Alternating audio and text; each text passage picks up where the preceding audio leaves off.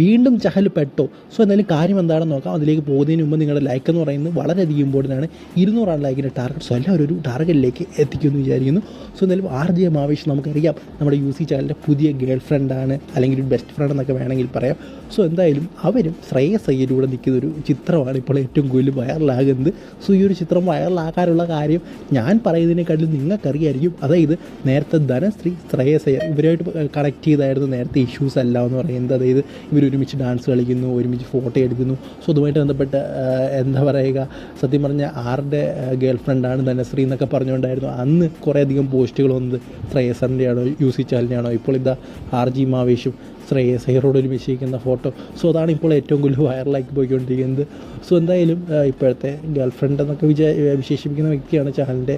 So എന്തായാലും ചഹലിനെ സമ്മതിക്കണം കേട്ടോ. ഒരെണ്ണം പോയി അടുത്ത് പെട്ടെന്ന് തന്നെ. സോ ഫാസ്റ്റാണ്. 5G പുള്ളി 5Gയിലും അല്ല 6G 7Gയിലൊക്കെ ഓടിക്കൊണ്ടിരിക്കുന്ന ഒരു വ്യക്തിയാണ്.